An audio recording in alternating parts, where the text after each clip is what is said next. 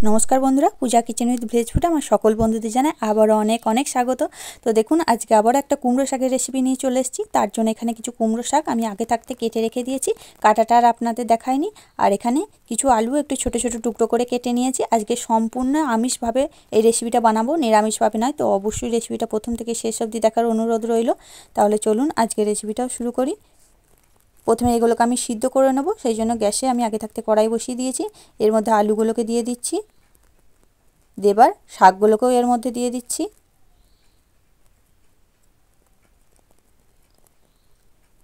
सब शाकगुलो दिए दिচ্ছি, দিয়ে এর মধ্যে দিয়ে দিচ্ছি অল্প একটু জল। দিয়ে জল দিয়ে এটাকে একটু চাপা দিয়ে সিদ্ধ করে নেব যতক্ষণ না এই শাক আর আলুটা ভালোভাবে সিদ্ধ হয়ে যায়, ততক্ষণ একটু চাপা দিয়ে এটাকে সিদ্ধ করে নিচ্ছি। খুব ভালোভাবে কিন্তু আলু আর ডাঁটা আমি ভালোভাবে সিদ্ধ করে নিয়েছি। গ্যাস অফ করে দিয়েছি। এবার এগুলোকে আমি তুলে নেব, দিয়ে জলটাকে ঝরিয়ে নেব। আবারও কড়াই বসিয়ে দিয়েছি, দিয়ে দিচ্ছি সরষের তেল। এবার ফোড়নে দিয়ে দিচ্ছি 5 ফোড়ন, একটা শুকনো লঙ্কা আর একটা তেজপাতা। আপনারা চাইলে কিন্তু গোটা জিরেও ফোড়নে দিতে পারেন। দিয়ে এই ফোড়নটাকে একটু ভেজে নিচ্ছি।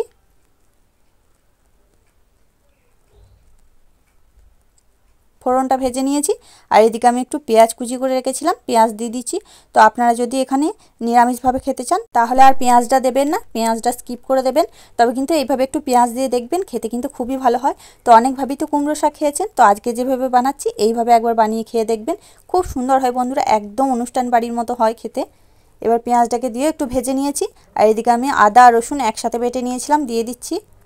আজকের রেসিপিটা কিন্তু একদম সম্পূর্ণ অন্যরকম। তো অবশ্যই রেসিপিটা দেখবেন আর আপনারা কিন্তু নিশ্চয়ই এইভাবে একবার বাড়িতে বানিয়ে দেখবেন, খুবই ভালো লাগবে খেতে। আদাটা দিয়ে আদা রসুনটা দিয়ে একটু ভালো করে পেঁয়াজের সাথে ভেজে নিচ্ছি, যেন আদা আর রসুনের কাঁচা গন্ধটা চলে যায়। এবার গুঁড়ো মশলা দিয়ে দিচ্ছি, হাফ চামচ হলুদ গুঁড়ো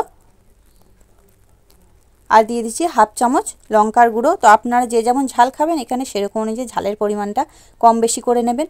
দিয়ে দিলাম হাফ চামচ মতো জিরে গুঁড়ো, দিয়ে অল্প একটু জল দিয়ে মশলাটাকে একটু কষিয়ে নেব।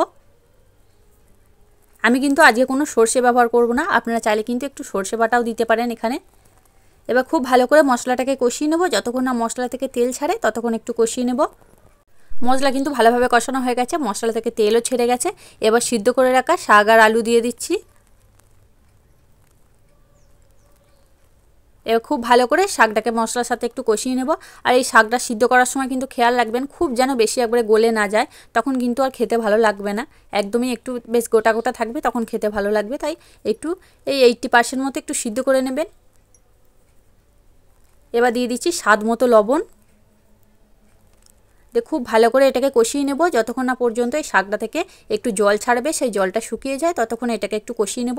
তাহলে খুব ভালো করে শাকের মধ্যে মশলাটা কিন্তু ঢুকে যাবে। তো বন্ধুরা এইভাবে একবার এই কুমড়ো শাকটা বানিয়ে দেখবেন, খুবই ভালো লাগবে কিন্তু খেতে। খুব ভালো করে কিন্তু কষিয়ে নিয়েছি, দেখুন শাকটা থেকে অনেকটা জল শুকিয়েও গেছে। এবার দিয়ে দিচ্ছি অল্প একটু চিনি, যেহেতু শাক একটু চিনি কিন্তু দিতেই হবে, না হলে কিন্তু খেতে ভালো লাগে না। তো আপনারা যদি না পছন্দ করেন তাহলে কিন্তু চিনিটাকেও স্কিপ করে দিতে পারেন। এবার অল্প একটু চিনি দিয়ে দিলাম, দিয়ে চিনিটা দিয়েও আবার একটু ভালো করে নাড়াচাড়া করে নেব, যেন চিনিটাও ভালোভাবে মিশে যায়। এবার দিয়ে দিচ্ছি অল্প সামান্য একটু জল, একদম অল্প সামান্য। দিয়ে জলটা দিয়ে আবারও একটু ভালো করে নাড়াচাড়া করে নিচ্ছি। দিয়ে একটু নাড়াচাড়া করে এটাকে একটু চাপা দিয়ে 2 মিনিট মতো একটু চাপা দিয়ে হতে দেব, তারপর এটাকে নামিয়ে নেব। এই দেখুন 2 মিনিট মতো চাপা দিয়ে হতে দিয়েছিলাম। এবার নামানোর আগে দিয়ে দিলাম অল্প একটু সবজি মশলা।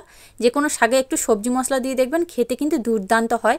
তো আপনারা যদি ভালো লাগে দেবেন, না ভালো লাগলে কিন্তু এটাকেও স্কিপ করে দেবেন। এবার একটু নাড়াচাড়া করে নিচ্ছি, দিয়ে এটাকে নামিয়ে নিচ্ছি, তারপর আপনাদের দেখাচ্ছি।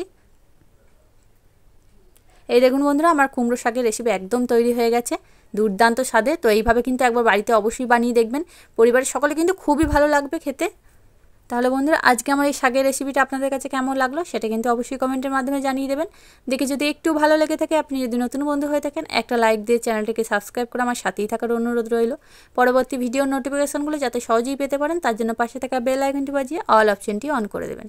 তাহলে আজকের মতো এখানেই, আবারও ফিরে আসছি অন্য কোনো দিন অন্য একটা রেসিপি নিয়ে। ততক্ষণ আপনারা ভালো থাকবেন, সুস্থ থাকবেন। ধন্যবাদ।